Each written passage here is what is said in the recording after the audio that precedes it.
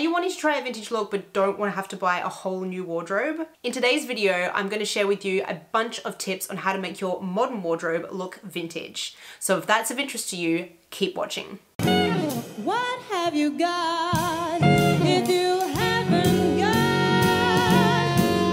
got love? Trying out the vintage look doesn't have to be difficult or intimidating. If you're wanting to dabble in the vintage aesthetic but you don't want to have to add new items to your wardrobe, or you'd just like to invest in a few budget-friendly pieces, then I'll be going into detail about just how to do that in today's video. But quickly, here is a brief outline. Pick timeless classic silhouettes and staple pieces to work with. Learn some basic vintage or pin-up hair and makeup techniques. Discover what vintage items are still in style today. And make accessories work for you. As we're coming into the warmer months here in France, I have chosen 3 high street outfits that represent a casual or office-friendly outfit, a beachy outfit, and an evening outfit. Those of you who've been following my channel for a while will know that I personally don't like to shop fast fashion, so I have picked up these pieces on Vinted for less than 10 euros a piece, and the evening dress is from The Pretty Dress, which is a small business. The easiest modern items to make look vintage are going to be things like high-waisted items like capris, high-waisted slacks, or high-waisted pencil skirts, more tailored pieces like blazers or office dresses, and more staple pieces, things like t-shirts, white and black t-shirts, striped t-shirts, peasant tops, tank tops. These things are all quite versatile. Something that is super trendy at the moment are these 2-piece sets designed for hanging out at the beach. Anything that has like a little tie top or off the shoulder thing going on with a matching pair of high-waisted palazzo pants or a skirt is going to be very easy to turn into a pin-up vibe.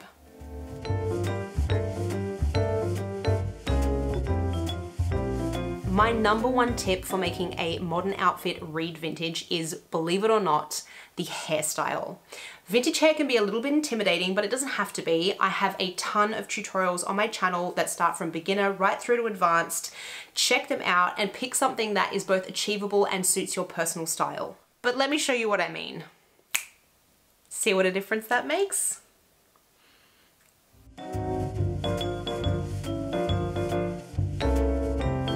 My second biggest tip would be to pick a pin-up or vintage style makeup look. It can be something as simple as a red lip, which is all I have done today. I know that a red lip can seem a little bit much for some people, so a dark nude, a pink, or an orange is also very authentic for a 1940s, 1950s, or 1960s inspired look.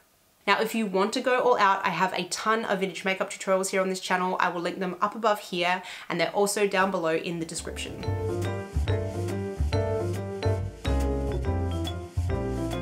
My third tip would be to pick a pair of shoes that either originated in or were popular during the era that you are going for. But if you want something that's a little bit more generally vintage without getting decade specific, I would go for something like a ballet flat, a mule, a heeled pump, or a sandal wedge. These choices are pretty safe options for anything from a 1940s to a 1960s inspired look.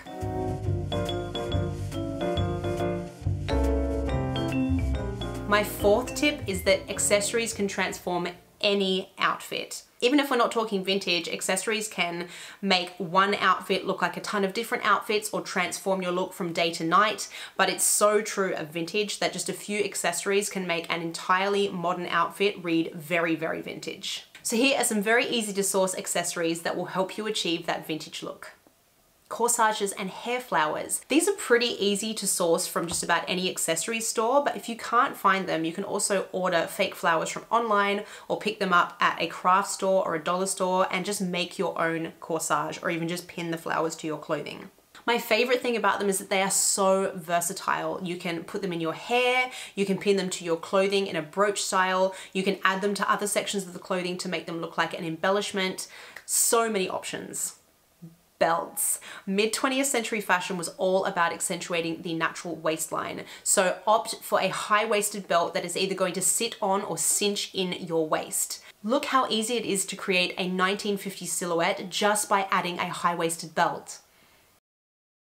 Scarves. You can pick up scarves just about anywhere. They're in baskets at op shops and thrift stores. You can probably find them in your grandma or your mum's closet.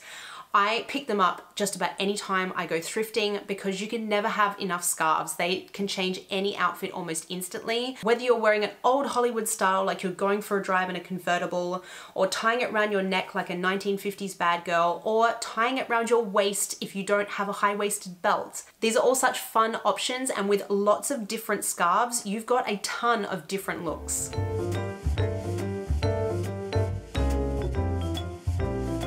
The final tip I'm gonna leave you with, guys, is that it is all about confidence. Confidence is the key element to add to any outfit. Have you ever heard someone say, "Oh, she looks so cool, but I could never pull that off"?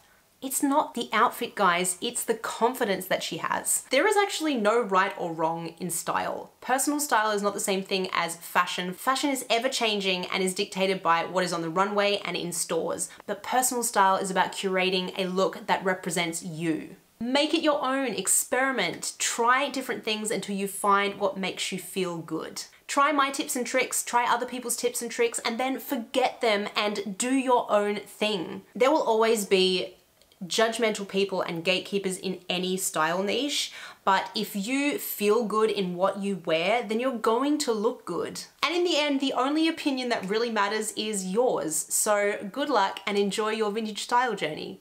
If you enjoyed this video, check out my other videos on how to dress vintage and find your personal vintage style. I recommend this one here, which is all about making vintage style your own. I hope to see you in the next video. Bye!